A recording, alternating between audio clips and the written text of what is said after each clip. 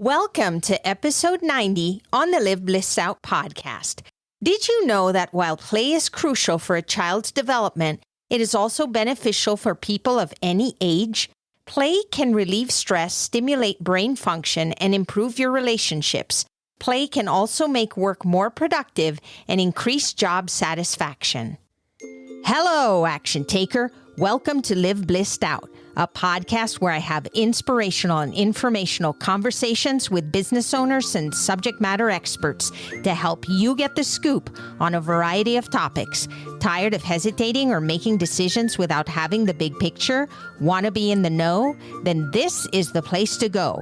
I'm your host, Marissa Houston, helping you achieve bliss through awareness and action. So let's get to it. Joining us is Jeff Harry. Jeff shows individuals and companies how to tap into their true selves to feel their happiest and most fulfilled, all by playing. Jeff has worked with Google, Microsoft, Southwest Airlines, Adobe, the NFL, Amazon, and Facebook, helping their staff to infuse more play into the day-to-day. While we spend most of our time pretending to be important, serious grownups, it's when we let go of that facade and just play that the real magic happens. Fully embracing your own nerdy genius, whatever that is, gives you the power to make a difference and change lives. Jeff believes that we already have many of the answers we seek, and by simply unleashing our inner child, we can find our purpose and in turn help to create a better world. To learn more, visit rediscoveryourplay.com. The information, opinions, and recommendations presented in this podcast are for general information only, and any reliance on the information provided in this podcast is done at your own risk. This podcast should not be considered professional advice. Jeff, welcome to the show. Hey, thanks so much for having me. It's so good to have you. What are we going to be talking about today? So we are exploring how to live a blissed out life using play. I think we all need it. Yeah. Part of the reason why I actually love talking about this is because when you think at the end of your life, what do you think about? Do you think about your most productive moments? Do you think about all the accomplishments that you made? Or do you think about your play, fun, joyful moments? Because those are the moments that make life worth living. So if you really do want to live a blissed out life, we really should be double downing on play. The memories that we cherish in our lives are memories where we do happy things. It's either a hobby or maybe a trip that they took or time that they spent with friends. It's never about being at the office crunching numbers. My friend Angie Cole taught me this, that a lot of people attach their self-worth to their productivity. And that's why 2020 was so difficult for a lot of people, because they're like, well, I'm not creating results. I'm not being productive. And I think we have to step away from that and be like, how do I define what a joyful life really actually looks like? And it's one full of play, right? And when I define play as any joyful act where you forget about time, where there is no purpose, there is no result, you don't have anxiety about the future, you don't have regrets about the past, you are just fully in the moment, you are fully in flow. And studies have shown that when you're in flow, when you're at play, you're actually 5 times more productive. So ironically enough, when we are like, I want to create all these amazing things, when you're at play, that is actually when you're doing your best work, because you're doing the work that makes you come most alive. There's a reason why there's that saying, time flies when you're having fun, because it seems to be immeasurable. Like you don't even know what's happening and the day goes by and you're like, wow, I did so much and yet I enjoyed it. It wasn't like you were looking at the clock every second going, when is this going to end? Yeah, here I'll break down what's going on in your brain. Adults get fixated on results so much, right? And that's where a lot of our pain and suffering comes from, because expectations are the thief of joy. And why 2020 was so tough for a lot of people was they had all these dreams and aspirations of what 2020 was going to be. This is going to be my year. And then it didn't happen that way. And the people that thrived were people that were able to let go of those expectations and just be in the moment. But what's actually happening when your brain is in flow is you go from a beta state where your prefrontal cortex is firing on all cylinders, your inner critic is super loud. But when you get into a flow state, your inner critic actually starts to dissipate. A part of your prefrontal cortex shuts down. It's something known as hypnofrontality. And what's happening is not only is your inner critic starting to dissipate, but then you get this shot of dopamine. You become highly curious, you become highly creative, and you start to see all of the options in front of you. And you felt this way when you've traveled and just been in this yes and state where you're like, yes, I'll have another mimosa. Yes, I will go on this moped to this deserted island. Yes, I will dance underneath the moonlight. And when you're like just saying yes to everything, good things start to happen. But what usually we do is we get fixated on one result. We get obsessed with that result. And if it doesn't happen that way, we get so disappointed. That makes total sense. The thing about it, though, is that many of us, for example, when we're working or we're doing a project, or especially if it's business related, we feel like we have to behave a certain way. There are certain requirements that we have of ourselves or we feel other people expect from us. And so when we talk about play, sometimes I feel like people get scared to do that because they feel like, well, what if I get perceived as maybe unprofessional or immature? And I wouldn't want people to think of me that way because how do I build trust? So let's talk about that. Like, how do we define that? How do we overcome that so that we can still bring that play into our lives? Well, I think we have to first give ourselves a certain level of compassion. Why do adults not play enough? I always answer with 148,000 no's. There's a study that found that by the time you reach the age of 18, you've heard the word no approximately 148,000 times. And you've heard the word yes maybe 8 to 10,000 times, depending on how you were raised. And then you go to school where you're told to raise your hand all the time and ask for permission. And then adults, and especially, in the Asian community where I'm from as well, you get shut on a lot. You should do this. You should do that. You should be a doctor when you grow up. And you're like, I'm 6 years old. I don't know why you're giving me advice at 6, but thank you. And then when you reach your teenage years, especially now with social media, we get inundated with more information in a day than most people got in the 1950s in an entire year. And most of that information that you're getting from social media is telling you you're not enough, don't be weird, don't be yourself, but at no time should you be playing, should you be yourself, should you do anything crazy like start a podcast or create a video. You're getting all of this information telling you not to be you. So it's such a revolutionary and rebellious act to play. You actually may look ridiculous. Yes, you may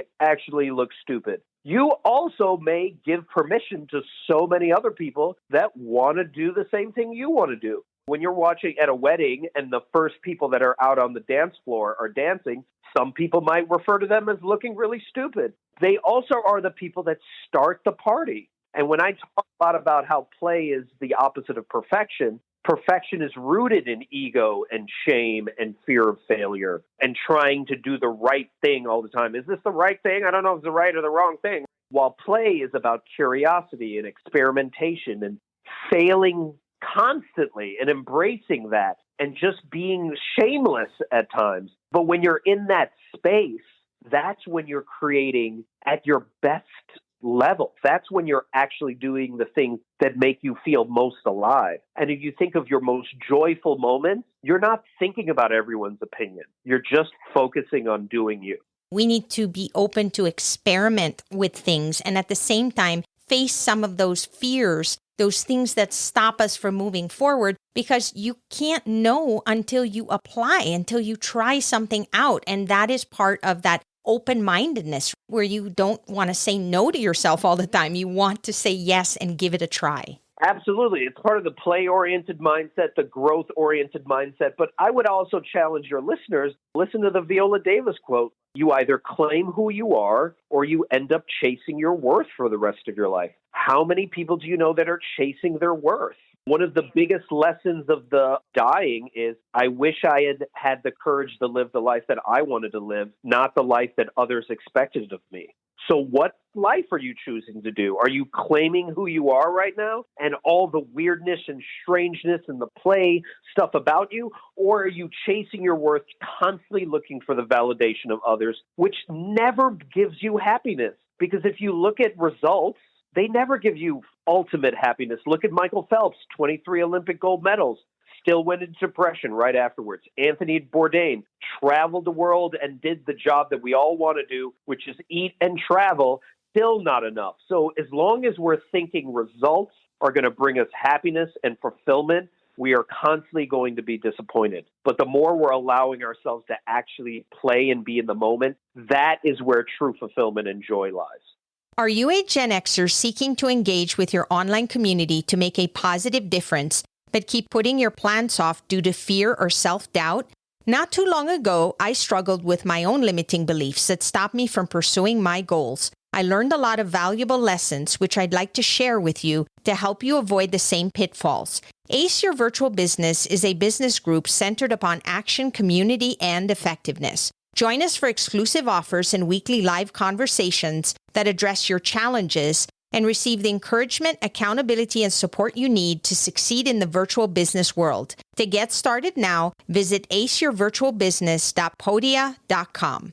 Those are essentially the consequences of what happens if we don't incorporate play into our lives. And that could be personally, in business, just to be able to be open-minded and try new things and experiment and grow. It's everything. Play in the animal kingdom world is practicing a certain level of survival. Dr. Stuart Brown, the doctor of play, says the opposite of play is depression. And what does play teach you? Adaptability, resilience, a willingness to get up after you failed many periods of time. Look at kids when they fall off their bike. They just get up and do it again. Imagine if they just overthought and were like, well, I'm just never going to go bike riding, or I'm never going to walk again because I fell down that first time. That's what we're doing when we're allowing our inner critic to control our thoughts instead of allowing ourselves to actually be in the moment and let ourselves feel like ridiculous and start playing more. Here's some suggestions on how your listeners can play more. So a lot of people can't play while they're in an anxiety-ridden state. My play mentor, Gwen Gordon, taught about how you actually adopt your nervous system from the person that took care of you the most. So if they didn't know how to calm themselves down and soothe themselves, then you're not going to know how to do that either. So you first have to soothe or calm yourself in order to play. So what do you do to do that? Is that taking a shower? Is that going for a walk? Is that dancing in costume in your house? What is the thing you do to calm yourself down? And then the second thing, and this is really difficult for a lot of adults, is to actually get bored. And what I mean by that is stop binge watching Netflix, stop looking at social media. I'm not talking about forever. I'm talking about for 30 minutes to an hour. And if you're I don't have enough time to do that, look at your phone. Average amount of time you're on your phone is 5 hours. Get bored, because when you actually allow yourself to get bored, that's when you get your best ideas and also your most mischievous ideas. And when you do that, then there's going to be one thought that comes up, and it's going to both make you really nervous and really excited. It's going to be something like start a podcast, create a video, email that person you've been waiting 6 months to email, reach out to that person that you're super scared to reach out to, do the thing that makes you nerve-sided. And then when you actually follow through with that, regardless of the results, all of a sudden you realize you can take risks. We bought a zoo. You're 20 seconds away, 20 insane seconds of courage away of changing your entire life if you're willing to just take that small risk. So when you're able to do that and get into that mode of soothing, getting bored, and then taking that risk, all of a sudden you start to realize, oh, this is not that bad. I actually can play in this realm. What is the acronym of fear? False evidence appearing real. It's not that hard for me to play every single day. There's a reason why people say that they come up with their best ideas in the morning or when they're in the shower, is because your mind is free. You're not thinking about the video you watched or the article you read. You're just in that mode of relaxation. It's almost like you can sense your brain working in a certain way that you haven't before. Isn't that true? Yeah, you're actually listening to your inner child. That is not your inner critic, but your inner child talking to you, because that's when you're closest to your best self. Here's another play challenge your listeners can do. Reach out to 3 to 5 of your closest friends and ask them these 2 questions. What value do I bring to your life?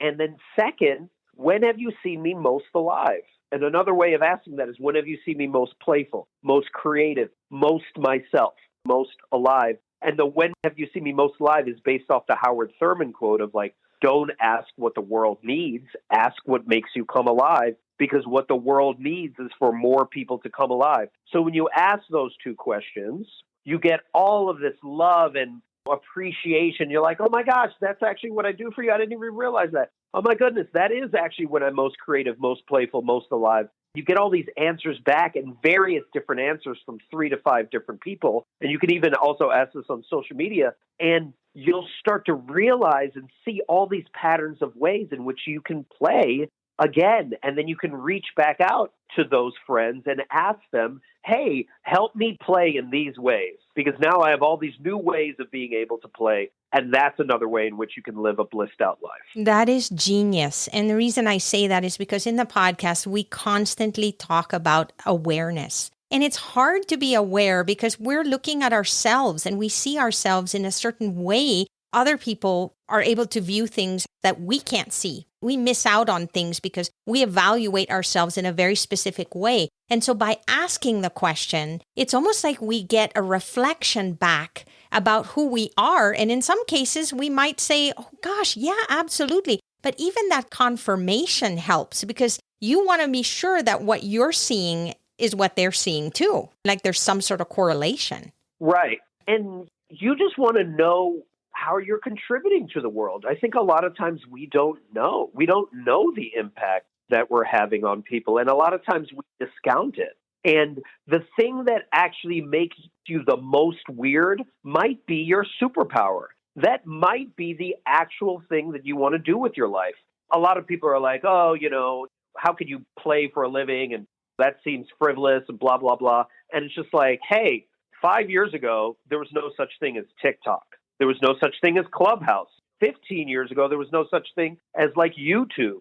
And now people have set up whole careers off it. People are unboxing stuff, and that is their career. People are playing video games as their full-time job. You don't know that that weird aspect of you might define the next chapter in your life. And all I'm asking you to do is get bored enough to allow yourself to pursue that weird, strange, interesting endeavor, that adventure, and just see where that takes you. Worst case scenario is you're going to have an amazing adventure that you can try out and you'll realize that you don't succumb to your fear. Best case scenario, you might not only change your life, but change so many other people's lives by actually doing the thing that makes you come most alive.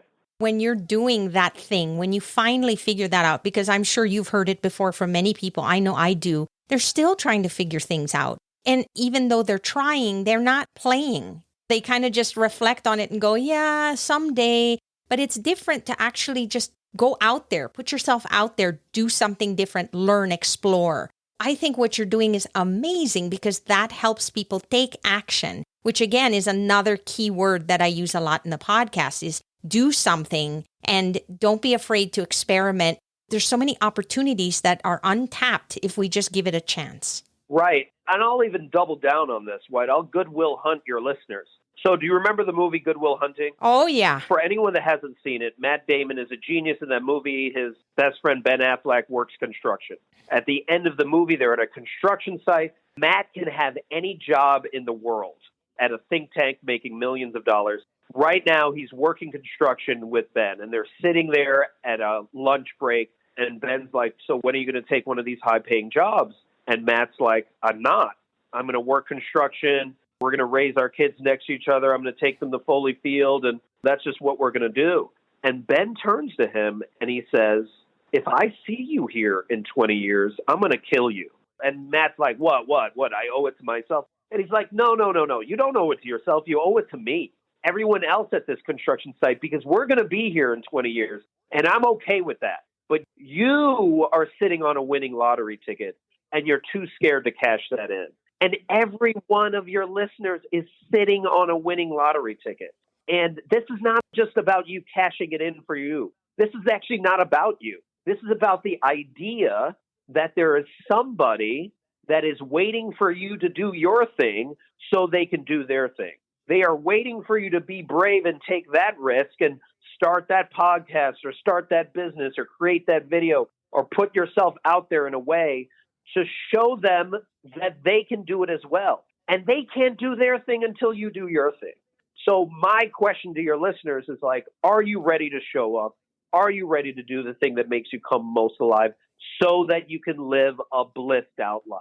And I want to know more, and I'm sure our listeners do too. How do we get more information about how you help people play more in their lives? Absolutely. So you simply can go to rediscoveryourplay.com, click on the Let's Play button where I have a bunch of play activities that you can learn about yourself as well as for your business. And then we can hop on a call and we can figure out how you can live the most blissed out life by playing. This is definitely needed. And it's not something that people talk a lot about. We're so focused on get that box checked on the piece of paper and get these things accomplished. And it's just so rigid. And we just need more of that creativity to come out and just explore things. And the world really needs you to do the thing that makes you come most alive. So please start to do that. Thank you so much, Jeff, for being here. I am so grateful. Thanks so much for having me. This was super fun. That's a wrap for this episode of Live Blissed Out. Thanks for listening, and thanks to Jeff Harry for joining us on the show. If you have a question or comment for a future episode, all you have to do is go to speakpipe.com/LBOVM or click the link in the show notes to leave a brief audio message. If you find value in our show, please visit liveblessedout.com to reach out, subscribe, and share on social media. This show is made possible through listeners like you. Thank you. So long for now, and remember to keep moving forward.